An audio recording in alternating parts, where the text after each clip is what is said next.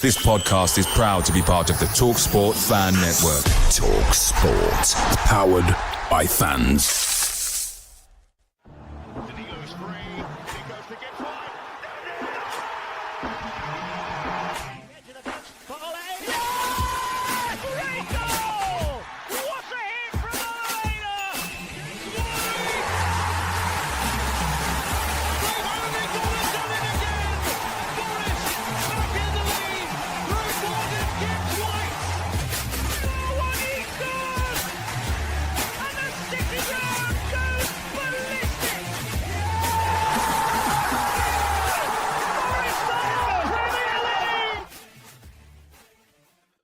Hello and welcome to this edition of Red Side of the Trent as Forest book a place at Wembley by beating Brighton and Hove Albion on penalties. It's the first time we're going to go to Wembley in a cup game semi-final since 1991. We've done it on penalties again, guys. I'm joined by Lee Clark, Christian Brown and Reese Lane. And wow, what a season. I'm going to start with yourself, Reese. Travelled all the way down. What time did you get home this morning? 3 o'clock. Was it worth it? Bad. Oh, absolutely. I mean, if we'd not won and lost on penalties, then it would have been a very, very long drive home because it was a long enough drive as it is because various issues on the motorways. But yeah, so I've had about 5 hours sleep, but we're just running on pure adrenaline after last night. Special night. Yeah, no, I was having to work and watch it and kind of tell everyone what we're in Wembley. Not a lot of people were joining in with me, though. I think a lot of Man United fans in where I work, to be honest. Christian, how are you, first of all? Yeah, good. My drive back wasn't as strenuous as Reese's, although we did encounter motorway issues, to be fair. So it was, I got back about, 10 to 12 rather than anything like that. But pretty surreal, isn't it? Like I said, it's the first time in our lifetime, or my lifetime definitely, that we've got to semi-final of the FA Cup. It's mental. Yeah, Nuno just keeps on breaking these barriers and these records. Lee, last of all, how are you? Yeah, I'm all good. I'm a little bit older than Christian, so actually it's not the first time in my lifetime, but it's certainly the first time that I can remember sort of watching a game and us reaching the semi-final. So yeah, surreal's the word I'd use as well. It's just what a mental season it's proving to be. For the older generation that used to go Wembley like on a regular, is this how it starts? Is this how it just starts to get a little bit silly and you kind of just pinches yourself every time? Because semi-final, third in the Premier League, I think I'd have thought we were playing some form of Football Manager or in a parallel universe and what have you. But no, fantastic. And we'll go through the team news first of all to recap the game, which saw Taiwo Awoniyi, Danilo and Yates come in. Obviously, Chris Woods had an injury, and we'll talk about that a little bit later on when we look towards Man United. No wingers, so no Callum Hudson-Odoi or Anthony Elanga, who started on the bench. Reese, was you quite surprised with that lineup to begin with? Because it looks a bit weird, like five midfielders. You don't know who's playing wide and how we're going to set up, but it seemed to work to some extent. Yeah, I think when Nuno does produce a team like he did, I think he's got enough credit in the bank now to kind of not start panicking, really.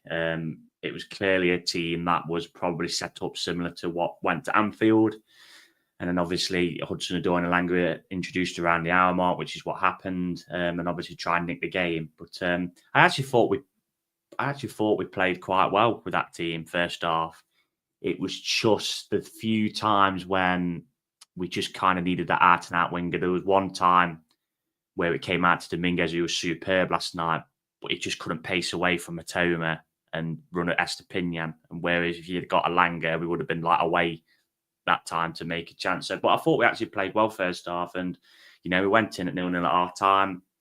He brought the changes on around the hour mark, and I actually thought we were a better team in 90 minutes personally. I'm not sure if you guys agree. I actually felt probably could have nicked it, but it don't matter, does it? I predicted we'd win on penalties again. So, semi-final will win on penalties and the final will win on penalties. And then Community Shield will win that on penalties as well. Just 6 in a row. not good for the old ticker, but it's clear he's got a plan. And Nuno, when he picks teams like this, you've got to give the man a chance to let the plan happen. Yeah, I mean, I thought it was really good, Christian. I don't know if you would agree, but I really think we stifled Brighton. I mean, a lot of people were quite worried because the last time we played them, we beat them 7-0. Then they've gone on this 7-game unbeaten run where they've been playing really, really well and kind of looked back to their normal selves where they're quite free flowing. And I think we really stifled that with that setup. And credit to Nuno because he got that plan off to a T, and he got players minutes as well, like the likes of Awoniyi and Danilo. And I thought Awoniyi actually looked pretty sharp, to be fair, up front, Yeah, Taiwo was good. I mean, at the time, it didn't really make a lot of sense to bring him off because I thought that the most relieved man in the field to see Taiwo leave would have been Van Hecke because he was getting a torrid time with Taiwo. There was one instance where Taiwo absolutely just slammed him to the floor of a Bruggen to try to square up to him. And Taiwo just laughed at him and just walked off. But yeah, I suppose obviously the thinking there is, we've got to look at him as our leading striker for the foreseeable future until Wood's back. Maybe we can't give him 120 minutes today, 90 on Tuesday, and then 90 against Villa the way his body's been over the last 2 seasons, unfortunately. So in hindsight, it makes a bit of sense to sort of do that.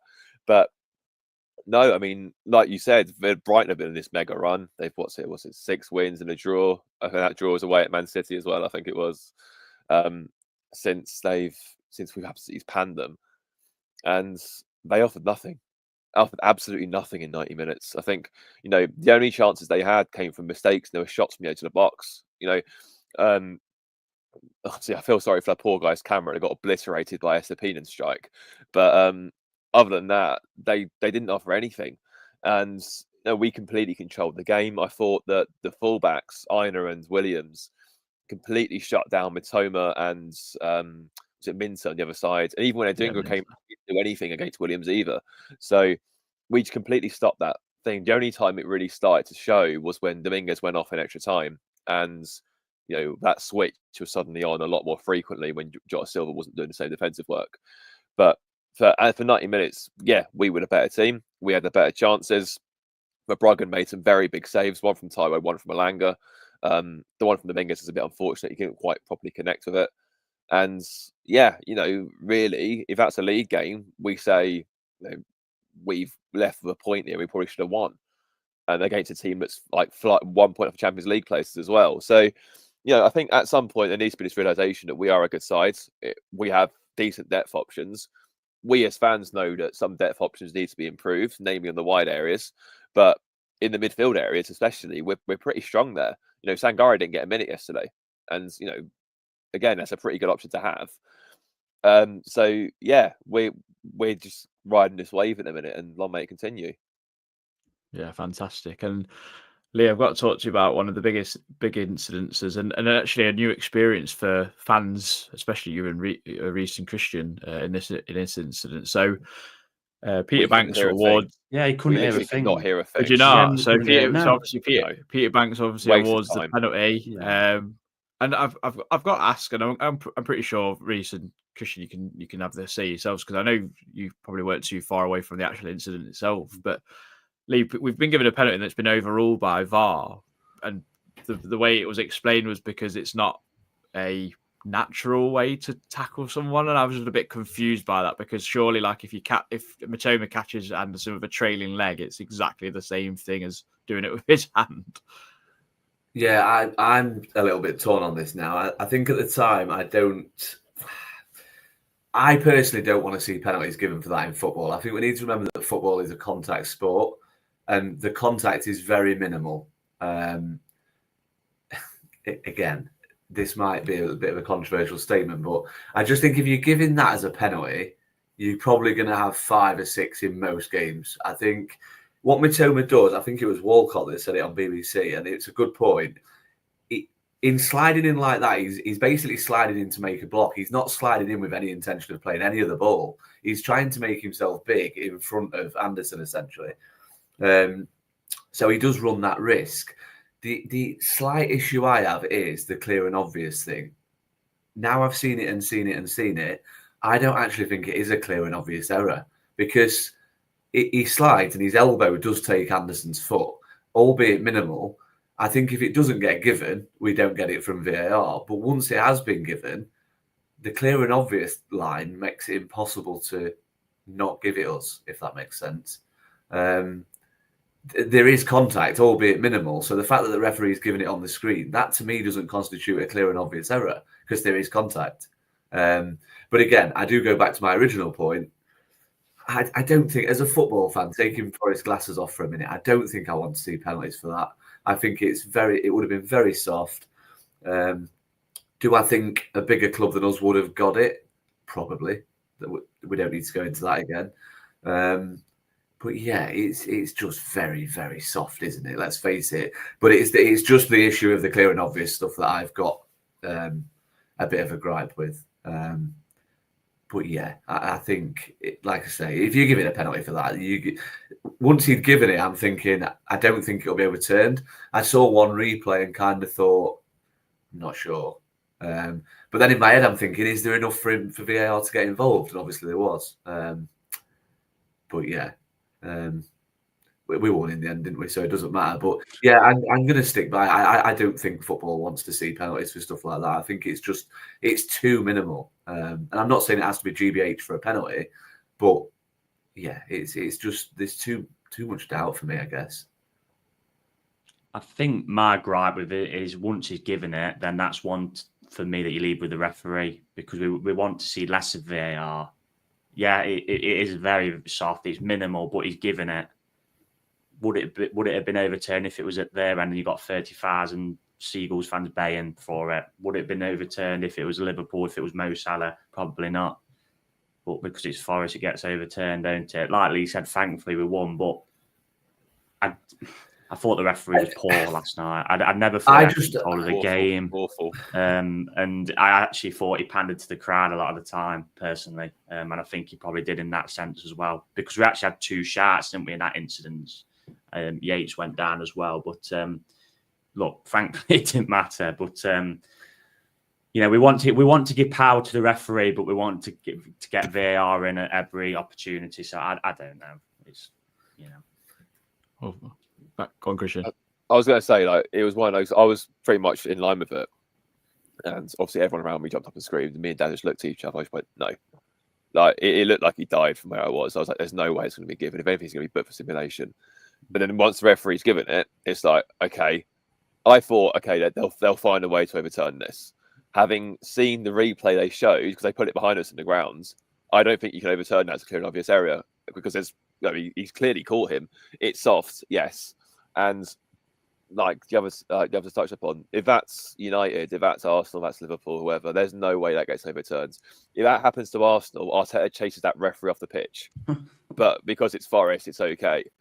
And yeah, Peter Banks was absolutely dreadful yesterday. There was one instance in the first half where Brighton had a shot, didn't touch anyone and went out for a corner. Yeah, he gave a corner. And literally, everyone, Gibbs White went mental, the whole team went mental, the whole fans went mental. Second the ball came in, foul. There was no contact from anyone, foul. He realised straight away what he'd done and made up for him instantly. It was like, is this what we're dealing with? I would expect to see that on a Sunday morning. I wouldn't expect to see that in an FA Cup quarter final. Like, this is what we pay 250 grand a year for. It's embarrassing, the state of PGMOL. Well, I'll say it again. The whole thing needs ripping apart and starting again. It is a joke. It's an arrogant boys' club. We saw it yesterday. I'm tired of saying the same things. Like, we can't keep going on like this. And it was a farce yesterday. That decision, if you've given it on field, you stand by it. What are you doing? Like Reece said, are we giving powers to referees and saying you're the one leading the game, or are we using VAR as a safety net for every single decision? And we saw it in the FA Cup in the last round when Mateta was nearly decapitated by a Millwall goalkeeper and Oliver just waved play on. He didn't know what to do. Like, is this what it's come to now? The standards are a joke. They're an absolute joke. I must say as well, but this isn't his fault, but it's just the little things like the VAR screen.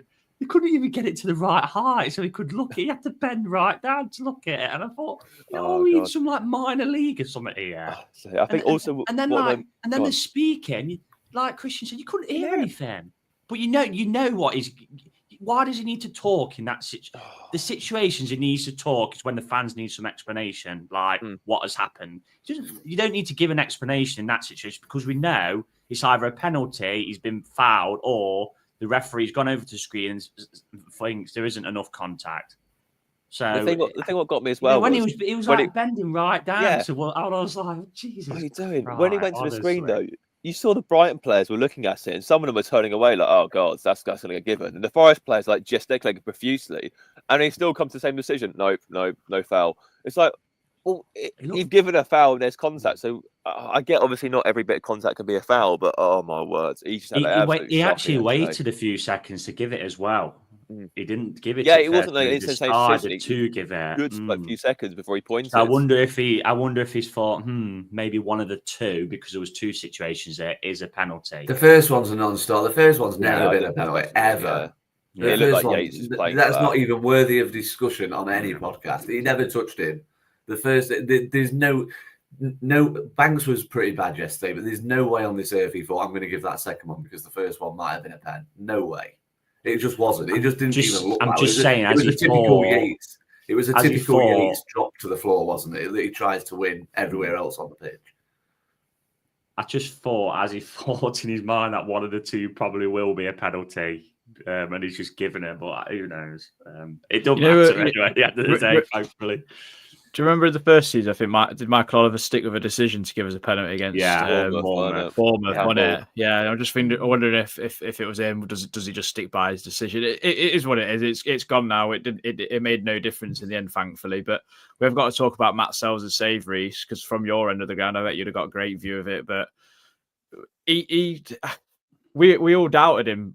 Literally, the away game at Brighton after that free kick from Welbeck and not him commanding his area. I mean, but what a bloody save that is from Diego Gomez. I mean, the header's it's top corner and he's got an hand over the top and he's just tipped it over like it's absolutely nothing. He's becoming a cool hero at the moment. Yeah. I mean, again, as we're going to come on to penalty save, that was a superb save, world-class save, in fact. Because Gomez, it was a Diego Gomez, wasn't it? He couldn't do much more there, could he? He's hit the target, he's hit the top of the net, and Sells has got a tip to it. The one in the first half was a bit strange from Estepinian. And I must say, I'm going down a pet route. Yeah, I thought the ball was like an airflow all night. Honestly, like he was kicking it, and it was I know there was a bit of wind, but it was like blowing like mad to the side. And there was one where Brighton crossed it, and it was going into the centre, and it just blew into Sells' hands. It was literally so weird. I don't know. I didn't think the wind was that bad, but so yeah. I don't know. It was pretty cold down there. Yeah, well, I know. One of my mates said, I think it might be shorts weather, and there was 3 lads behind me who'd come in t-shirts, and after about 10 minutes, they were like, "God, it's bloody cold." And so when it went to extra time, I think they were absolutely freezing, bless them. But yeah.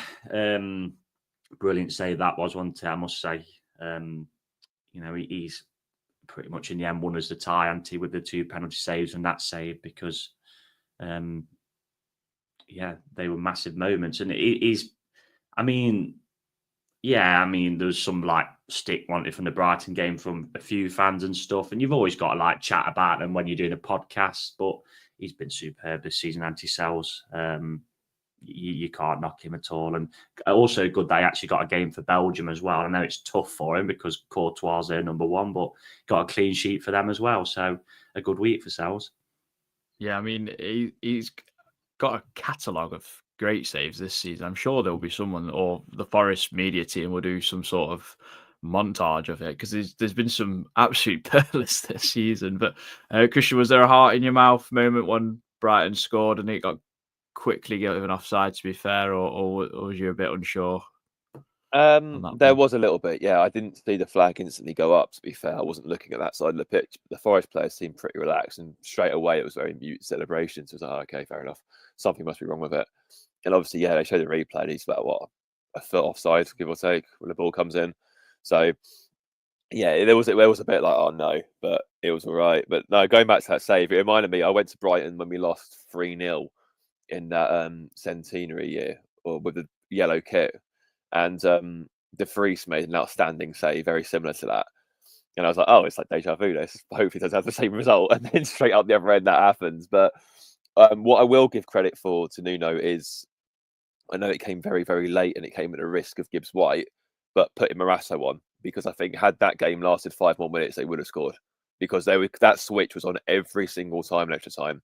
I don't know what happens. It was just constantly available, and they were just swinging in rockets into the box every single time. We needed the first centre back on that field to help them clear it away. And literally, it was only on the pitch for about 60 seconds. Ball comes out that side, cross comes in, cleared straight away. Just having that extra body just made it so much easier for the other defenders to get that ball out. And so yeah, he deserves. I mean, would I have taken Gibbs White off before a penalty shootout? Probably not.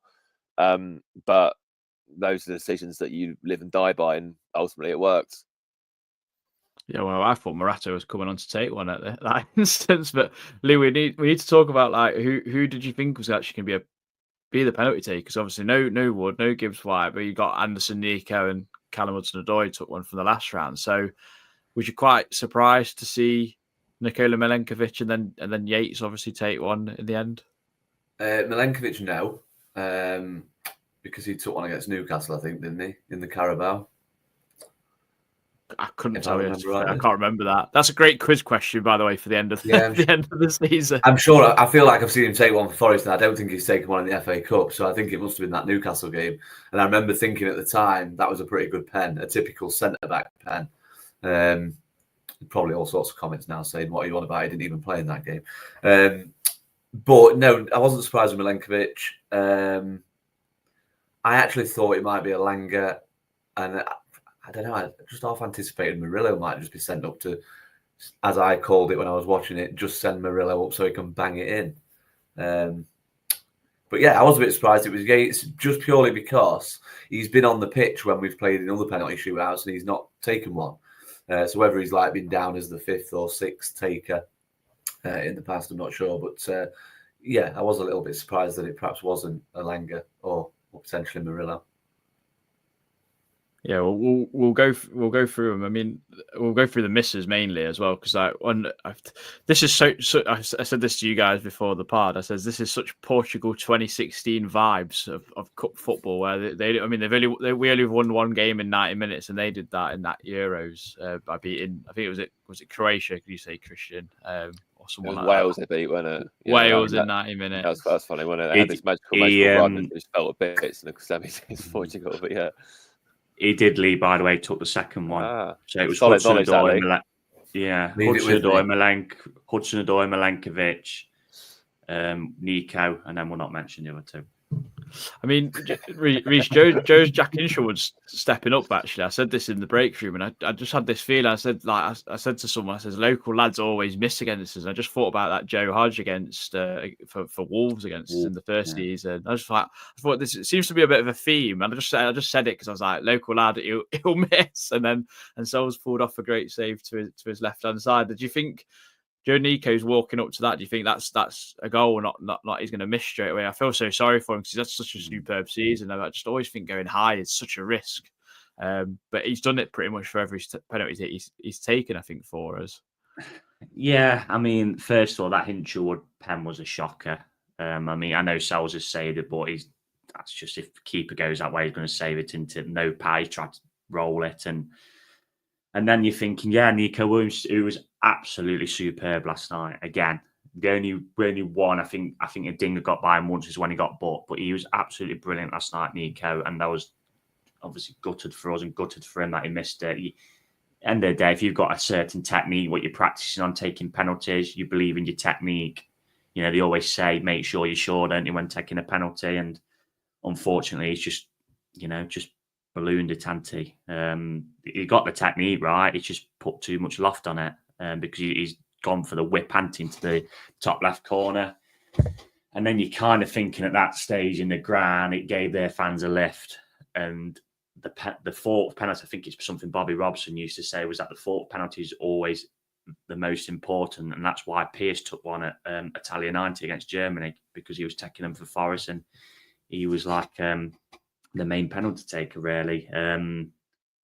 So for Sells to save the fourth penalty, I thought that swung it back in our favour. And then you're literally seeing, Milenkovic step up, who's an absolute warrior, leader, as Lee reminded us, took a penalty in the Carabao, which I couldn't remember. And you're thinking, yeah, we're in safe hands here. And then, if he scores that, which he did, you've got two chances, which was obviously Lewis Dunk and and Yates is stepping up. And again, you know, I know he's not took one before, but Yates is a captain, is a leader, you know, and it just, they say scripts are not written, aren't they? But that is a script written, you know, a lad who's come all the way through the academy, played in, I think, every top 5 leagues, in England, sending Forest to Wembley. So, yeah, there's something poignant about that. And honestly, the scenes in the away end at full time are right up there of what I've been to, because it was just just unreal. It really was. I don't think I've actually seen such buzzing away end, really, because everybody was so, you know, euphoric, and they must have been singing "We're going to Wembley" for a good few minutes. And the play, I mean, you guys probably wouldn't have seen at home, but there was a pyro chucked on the flare, which Nico Dominguez at first was holding up in the sky until Morgan Gibbs-White told him to put it down. Then I think Elanga picked it up. And obviously, as you can see from the picture what Richie Sumpter's put up on the Forest, it was just pure chaos. And yeah. I've seen the picture of video of Ola Aina picking it up and just like running around the away end as well. As so, and obviously the coach and staff, Nuno, come over, and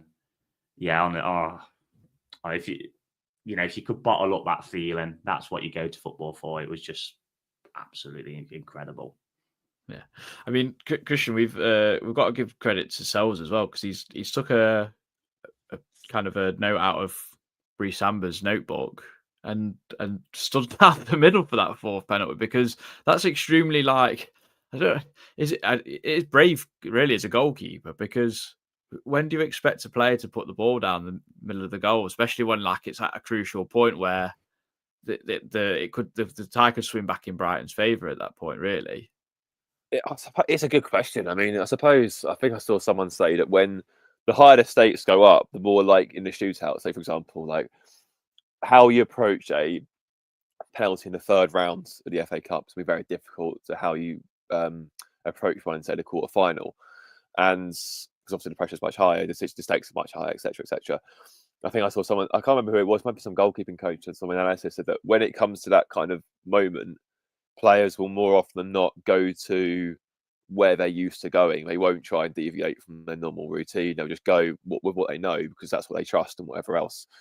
And maybe that player, Gomez, felt that going down the middle was his best option. I don't know, but how you read that as a goalkeeper, I mean, you know, like we've all said before, if you stand still and he puts it either side of you, you look very silly. But if you stand still and, you know, you save it, you've got balls of steel. So it's sort of like risk and reward, I suppose, in a penalty shootout. But I don't know how you guys felt, but up until Williams missed, I was actually pretty calm, I thought.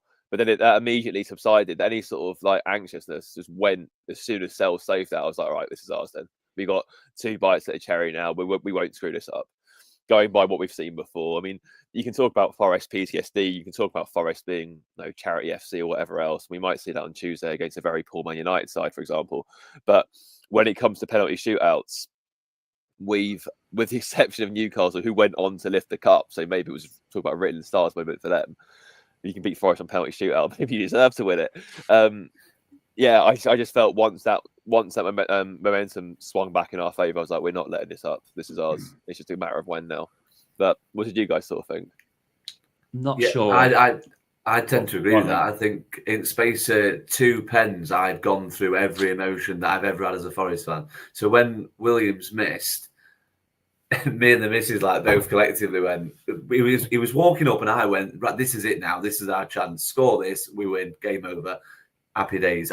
I would have backed us from there. Williams missed. We both just looked at each other and went, that's it now. We've lost. It's going to be theirs. It's written in the stars. And then Sells has the bottle to stay down the middle and save another one. And in the space of 2 penalties, I've gone from, like you just said, Christian, that was at the point when I went, right, next up. And then when I saw it was Milenkovic, leader, captain material sort of player, who I fancied actually to just bang it straight down the middle. And I was in no doubt that he would score. And that was when I thought as well, this is it. We're not going to mess this up from here. We've got 2 bites of the cherry. It was just so weird. What a weird football club we support at times. I must say, I'm not sure if it was saved for you, Christian, but the one that Sells did say where it was down the middle, I thought, like, for a split second, I didn't know whether what had happened, if he'd saved it or not. I don't know if I thought, like, at first he'd like saved it and then it'd gone over him.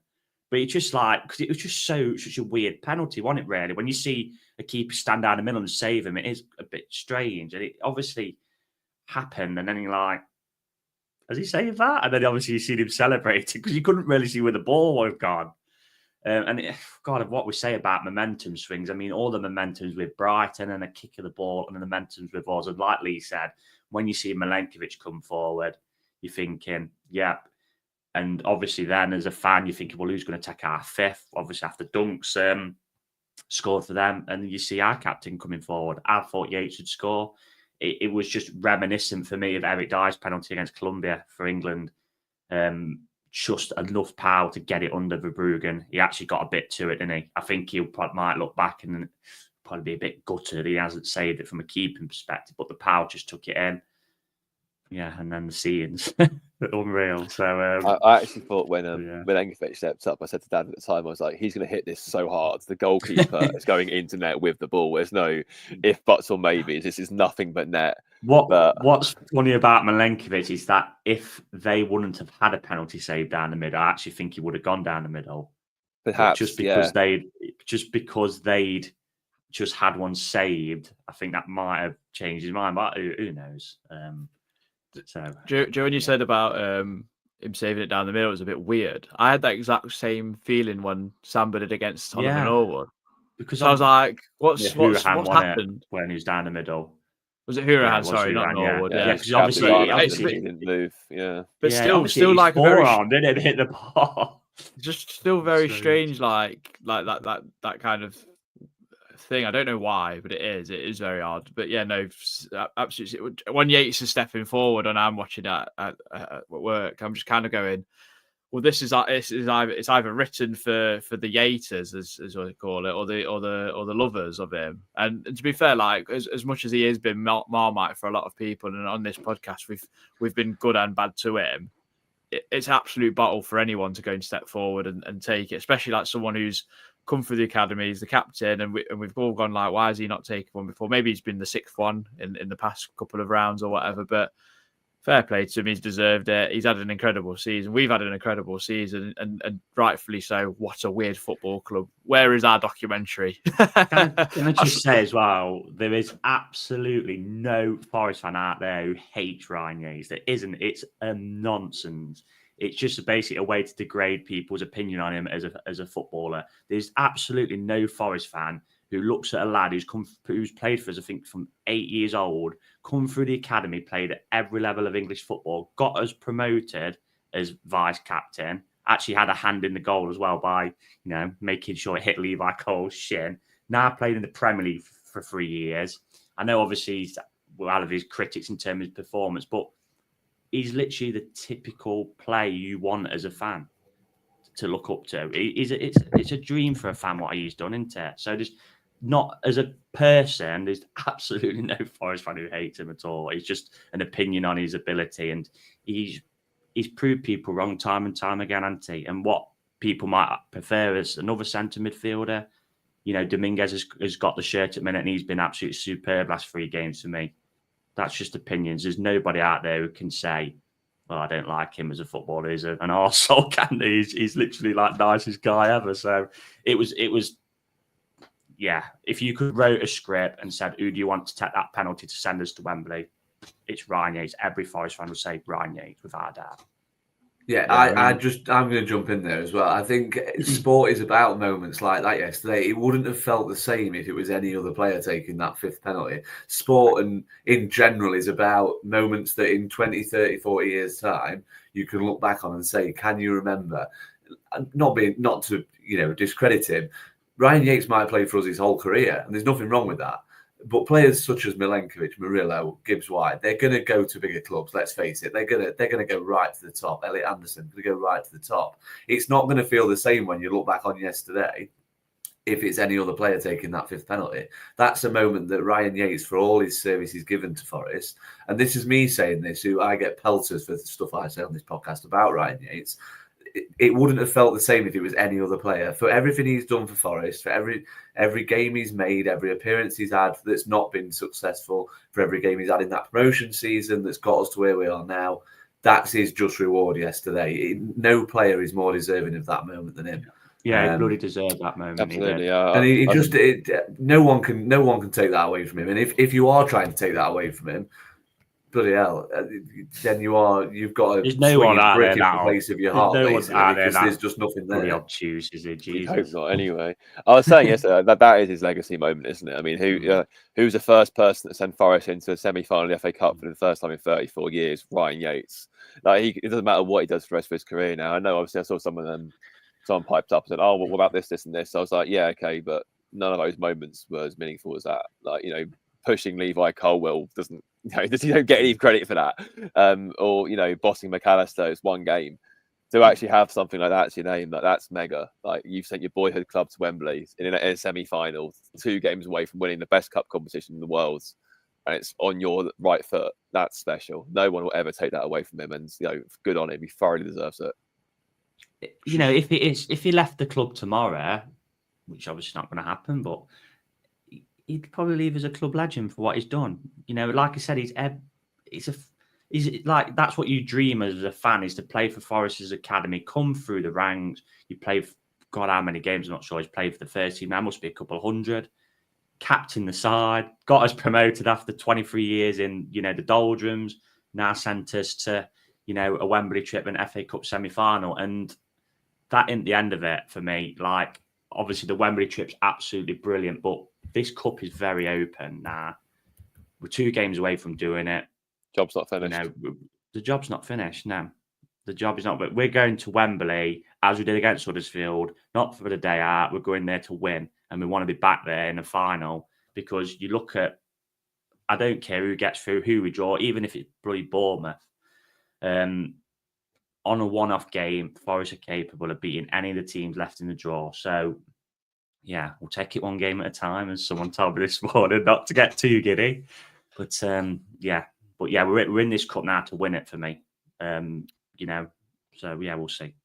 Do you think we've jumped up to 6 favourites now? Have you guys seen the lad on Twitter who had at the start of the season 750 on Forest finishing the top 6, which is 50-1, and he also had Forest win the FA Cup at 50-1, and it makes him, I think it's just under 20 grand. It makes him, and I think it's offering him 3 grand now. Isn't he? I think it's 3 grand. So, but obviously, if Forest, if Preston were to get through today and Forest drew them, that cash out's probably going to go up. Isn't it? It'd probably be better for us as well, because obviously what we haven't discussed yet is the suspensions. So we don't know how this works, do we? So do they get expunged or not? There's a good possibility Yates and Williams will be out in semi-final. If we get Villa, then Moreno won't be able to play left back. So we've got a big problem if that happens. This is what it says on the FA's website. So a player receives a 1-match suspension for accumulating 2 yellow cards in the FA Cup before the quarter-final stage. So reading that, Yates and Williams should be fine. Yeah, does it include the quarterfinal? So I don't know if. Yeah, I know because it says before the quarterfinal stage. So reading that should mean that they should be able to play, I'd imagine. Colin Frey did say to Yates in post-match after he gate crashed Matt Sellers' interview that he would be missing it. So I don't know. We'll have to wait and see. He did. Did he do the Jeff Shreves to Ivanovic moment? Yeah, you remember that one years ago. You're not playing in the final. Not quite. Horrid that one. But no, also, Sorry, very quickly. Can I just give a very special mention to Wayne Rooney as well? I hope he loved our serenading of him in the away end. I hope he loved even more the fact that him calling our lineup was disrespectful to the FA Cup and, an insult and this, that, and the other before kickoff. That worked so well. There's a reason why, and obviously going at the end, I don't like celebrations with my derby links. I'm sorry, there's a reason why the manager you're criticising is 3rd in the Premier League in the semi-finals of the FA Cup. There's a reason why you're responsible for at least 2 relegation. 2 relegations really, and probably a 3rd this season when Plymouth go down and shag grannies. So, cheers, Wayne. He was saying, "Oh, if I was a fan, I'd be fuming," and I was like, "Mate, you've not watched us this season, then you clearly don't know anything about us." Fraud of a man. Matt Upson's done more in England shirt a World Cup than he has. That's what I mean. It's disappointing when BBC is funded by taxpayers' money. You'd think they'd get at least somebody with a bit of knowledge of Forest on the panel. wouldn't you? You know what I mean? Because like you just said, Adam, Nuno has a plan. That's just lazy, innit? Really. We live in a world Rooney. nowadays though where people tune into games based on who the pundits are, and True. Putting Wayne Rooney on the panel will have bumped. It might have got an extra 300, 400 people on the viewing figures rather than if it was say Michael Dawson or Chris Cohen sat there talking about solely Forest. So Yeah, that's just the way football's gone, isn't it? These people want us to fail. The authorities and these pundits, they want Forest to fail. Let's keep being Rebel City. Let's keep proving them wrong. So we can keep doing. I must say a little shout out to Joe Sayers from Albion SS who come on for the pod preview. He messaged me and said like he was like congratulating us and he was like go and bloody win the thing now. Especially I think if we play Palace in the semi-final, I think we'll have a few extra fans on our side. So at least that could be a thing. But we're gonna get into everyone's slept on it thoughts. Red side of the Trent. Slept on it thoughts.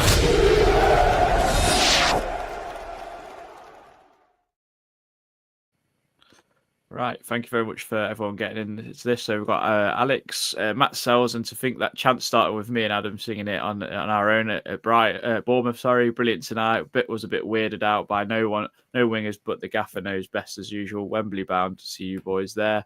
Premier Elliott, Milenkovic and Sells absolutely brilliant, and Nuno once again knows better than we do. On to Wembley we go and keep up the good work, Red Side. Thank you very much, Elliot. Today's fact is, apart from the Christmas period, Poundland report that they make the most daily profit the day before Mother's Day. Well, and a happy Mother's Day today, obviously, for everyone celebrating that today. Peaches feel like we are a few years ahead of schedule, but the dream continues. So proud of the lads, every single one of them putting a shift. Keepanosity, Forest were calmer in Falmer. To be at our very best, our best have to be at their very best.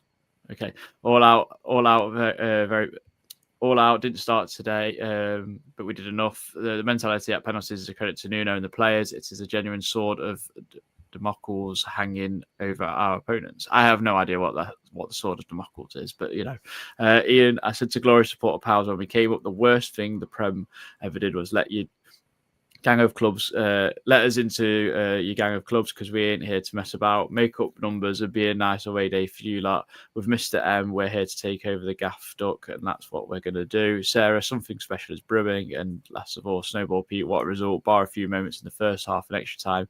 If we will control the game well. Anderson was fantastic and ran the midfield. Sells loves the penalty shootout. Milenkovic solid again. The long journey back was tired, but worth it. Up the Wembley Reds. So thank you very much for everyone that got involved. Sorry if I butchered off those comments. Can I just jump in, Adam?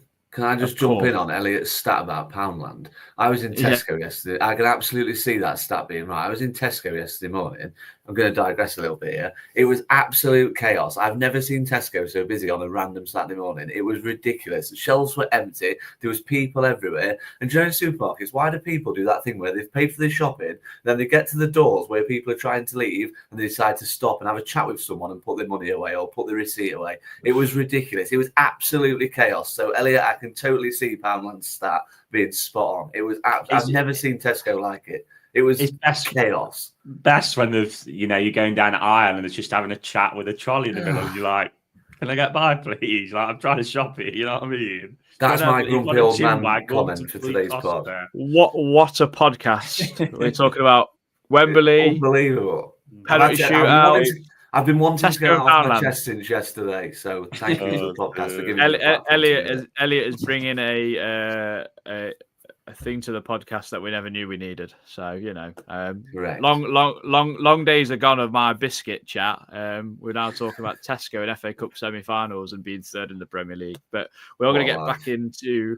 We're not going to do player performances because we agreed not to because of a bit of a busy schedule and stuff. And I think we could go through pretty much the whole team and how much they graft and everything like that. I mean, unbelievable. I mean, the end of the season, I think we'll probably go through every player in the squad, to be honest, because it's absolutely ridiculous, especially if we can finish in these Champions League spots. But we've got a little matter of Manchester United coming, that minnow club coming to the City Ground on Tuesday night.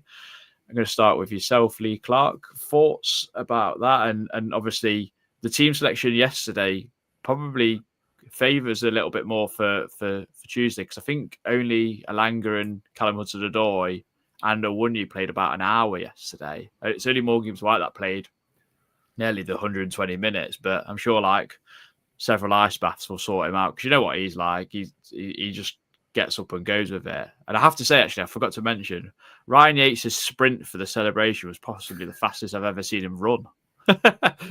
So he'll be fine as well if he's needed on Tuesday as well.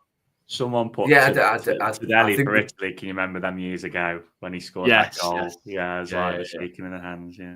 Sorry, I think the preparation for the whole week will have started before the Brighton game anyway. So I don't think that the players, they're elite athletes nowadays, aren't they? So I'm not worried too much about that.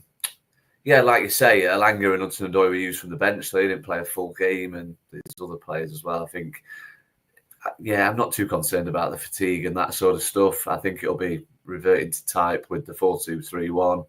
Our usual wingers, usual front four, usual back five. Yeah, I mean, I don't want to. Manchester United are the biggest brand in world football, aren't they? But let's face it, their team at the minute is far from that. If we were playing any, I don't know if I've said it on the podcast or if I've just been saying it chatting with mates. If we were playing any other team that are sitting 14th, 15th in the league at this stage of the season, you'd be saying, you'd be looking at it as a game that if you want to get in the Champions League, you've got to get 3 points from, especially at home. So, yeah, I'm not going to say any different because it's United. I think at this stage of the season, every win's precious, every point's precious at this stage of the season, let alone every win. So, yeah, I know United have picked up a bit. I think Reece mentioned after they beat Leicester last time out, I think they're 7 unbeaten now, aren't they?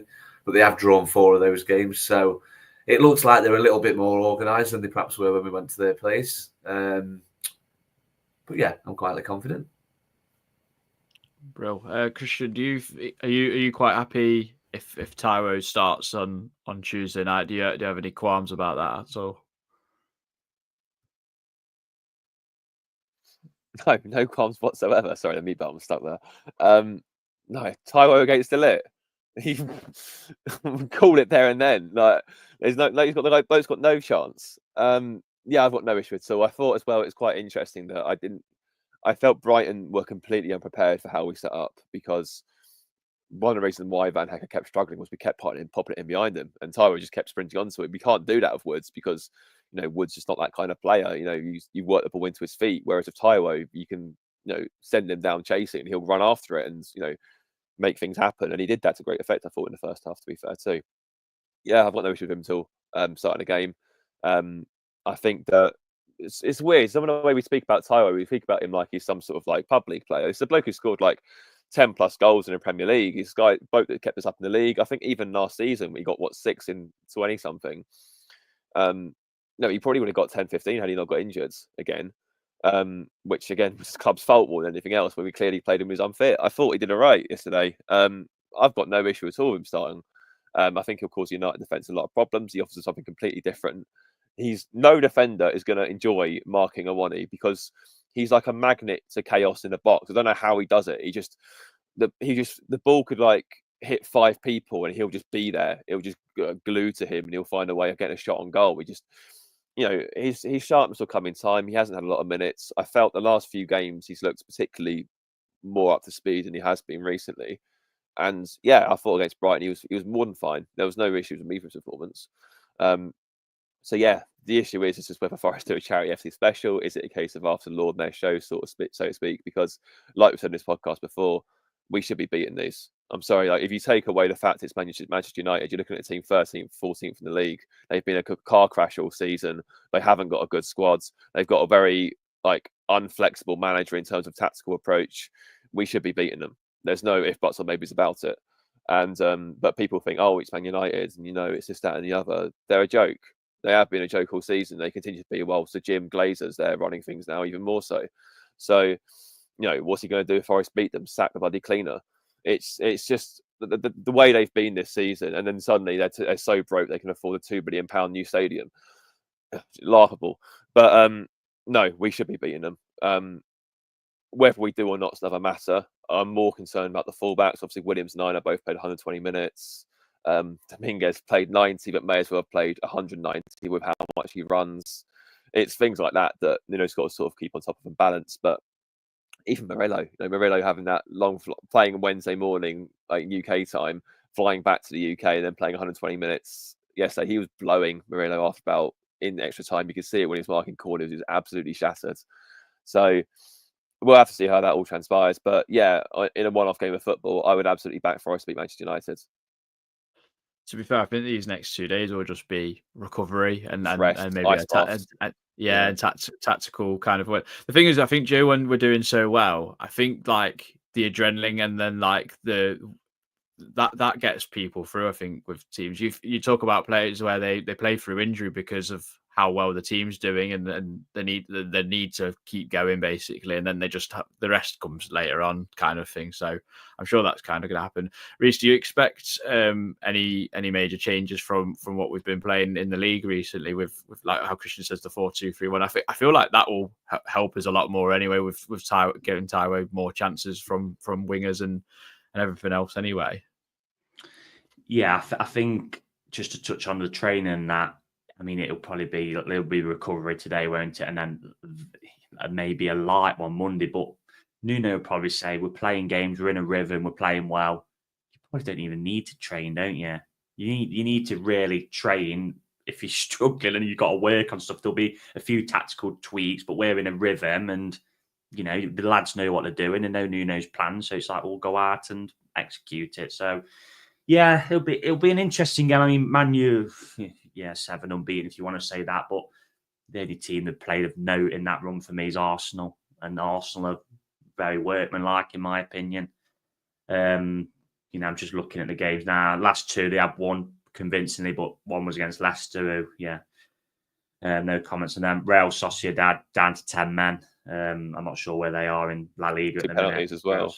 Real Sociedad. So, they lost to Fulham technically in the FA Cup on penalties. They just scraped past Ipswich. They drew at Everton, lost to Tottenham. So, yeah, they're in better form than they was, but that's not really difficult. So, like you guys said, it's a comment I said before. If we want to get Champions League football, we needed to beat Ipswich away. We need to beat these at home because Lee's spot on. Yeah, the Manchester United by reputation, but the 13th in the league.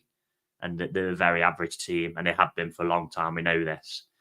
In terms of your question, Adam, it's probably going to be a similar team. I actually think now I know Nuno likes a tight squad, but it's actually got even tighter because he's not using Sousa anymore. He's not using Sangare anymore. So you can probably see the types of players who might be let go in the summer if offers was to come for them. I think Sousa's got a lot of interest. I imagine Sangare would have some interest on the continent if that was to come to fruition. Obviously, we need to pay off his amortization fee, but that's for another day. But it's probably going to be the same back 5, isn't it? I'd imagine it'd be the 2 centre-mids, Dominguez and Anderson, the 3 in front and Taiwo up front. The problem for us now is just that depth off the bench. And you could see it yesterday, like Christian hit the nail on the head. I thought when Dominguez come off, there was so much more space opened up. And you're looking at the quality. They're bringing on players who've spent a lot of money on. We're bringing on the likes of Jota, who's divisive. Who else? Obviously, Hudson-Odoi and Elanga come on, but they're as starters usually. Morata always comes on, doesn't he? But apart from that, you're looking at the bench and thinking, well, who's going to come on and actually can you put your hat on? So that'll probably be the 11 for me, that 4-2-3-1. And then we'll kind of see who can make an impact off at the bench. But it is strange with Sousa, how he's kind of just gone. He wasn't on the bench again, was he, yesterday? I know he had been away with Paraguay, but it's more strange now Wood's injured as well, because in theory there should be another attacking slot on the bench. Yeah, I can imagine he'll be on the bench on Tuesday. I'd be quite surprised if he wasn't, with obviously Wood, which it doesn't sound good listening to Nuno's interview personally. It wouldn't surprise me if he turned around and actually said, yeah, he might be out for the rest of the season because it didn't sound good at all. He put his head down when Colin Frey asked him and went, not good. So, yeah. Cheers. It might be mind games, Reece. It might be mind games. Yeah. He might have took a leaf out of Steve's book, but his natural reaction didn't seem to me, and you'll know this, Adam being a poker dealer, didn't seem a bit of a bluffer, really. He wasn't a very good poker face. So I don't know, because he says he takes it week by week and smiles at every bleeding reporter. He knows where we are in the league because he doesn't need to. He doesn't need to look. He's getting told all the time. So I think it's just. I think it's just a PR. A lot of it can be PR. I get Wood might be injured. I agree with Christian. I thought Tyler put himself about last night. It was, got the strike off, which was unlucky. I mean, I've never seen a centre half whinge so much about physical battle as Van Hecker. There was one where it just, Tyler in the end did chuck him on the floor, but he just fell to the floor, was whinging. And I thought, I won't want to see that from my centre backs, whinging about a physical battle. Can you imagine Milenkovic whinging about, Isak putting himself about and that? So. Yeah. You are forgetting one thing about Van Hecker, though. He plays alongside Van Dijk for the national team. And if there's one person who can whinge and moan for 90 minutes, it's Virgil van Dijk. So he's taught him well. Fair play. Taught him well. Does he play at the back for Holland, does he? Did he play against England, Van Hecker?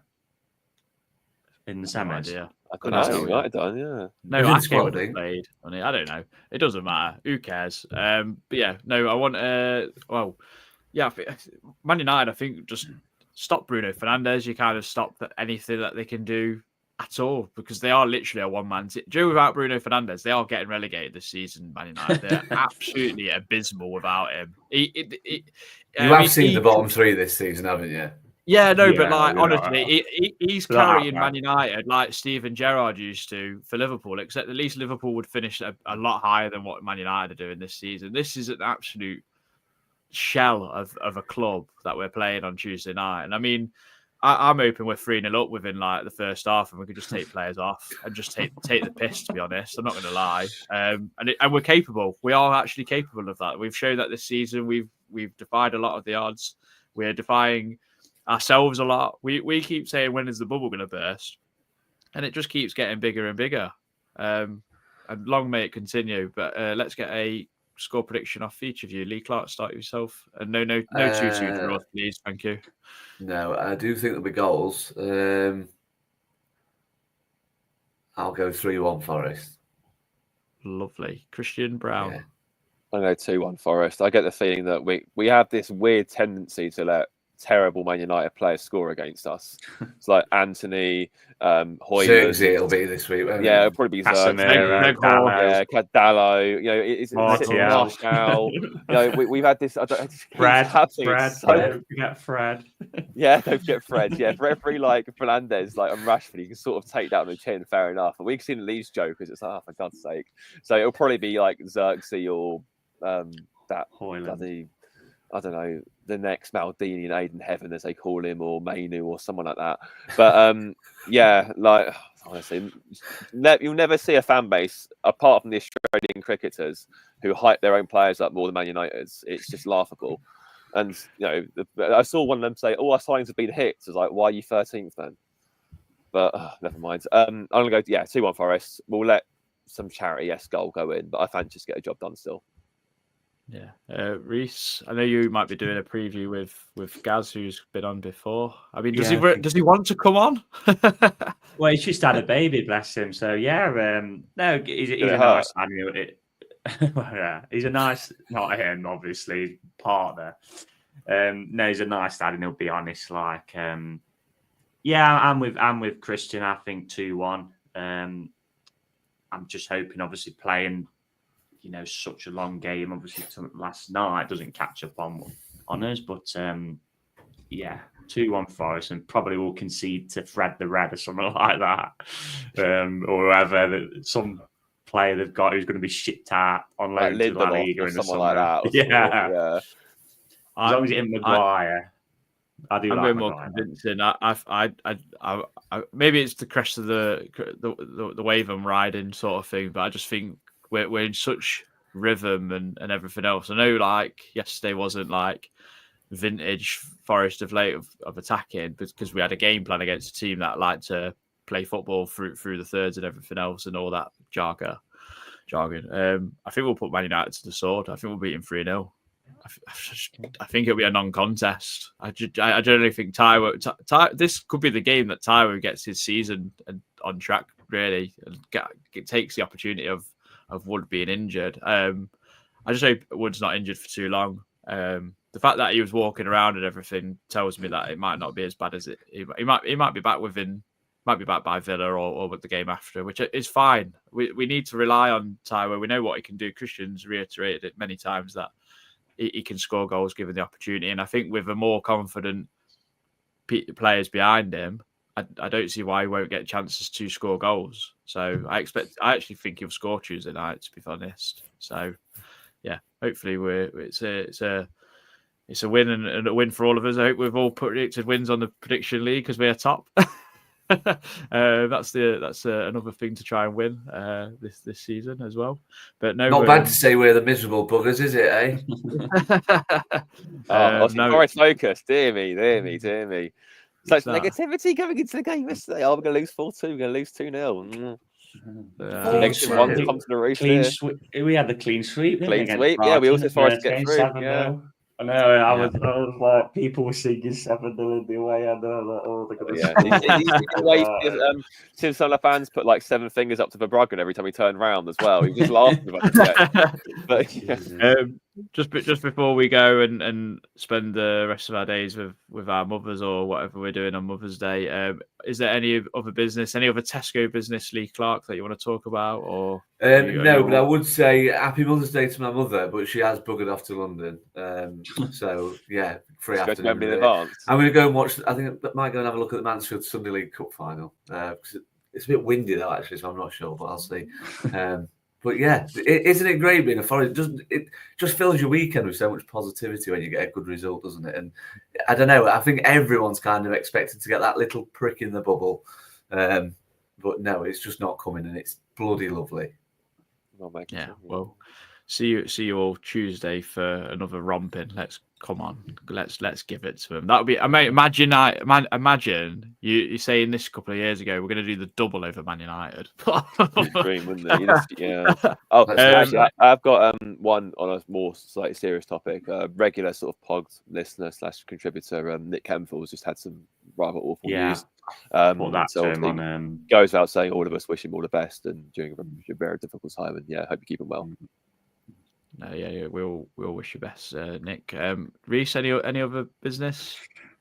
Well, I could talk all day, as you know, for listeners on this podcast. So about football, but no, we'll leave it at that for today, mate. We'll be putting some details out probably about the charity game, won't we? Soon, we're just giving everyone who came and played last year the first opportunity to refuse, and then there'll be some details. Hopefully, there'll be some spots left for anyone that wants to get involved. But we'll be say 3 or 4 spots left. Yeah, one being a goalkeeper. Put it out now, Adam. We need a goalkeeper. We need a goalkeeper for Wayne Hennessy. If you're available and you listen to this pod, come on down to Ilkeston Town on the 8th. He looked pretty agile on the warm-up, just like Big Wayne. Yeah, come on down and play. But no, we'll put some details out. We're going to we'll do a GoFundMe, and then hopefully we'll get some people down at Ilkeston Town to watch the game and chat about Forest. Hopefully, chat about an amazing season that we've had down there in the sun. So Clubhouse will be opening out for a beer, some good beers down at Ilkeston. So for Snap. So yeah, another good night. We'll see you the next one. We do a Man United preview. But until then, have a great weekend. We'll see you soon. We're in an FA Cup semi-final. It's not. Don't worry. It's not a dream. But yeah, we'll see you then. Come on, you Reds.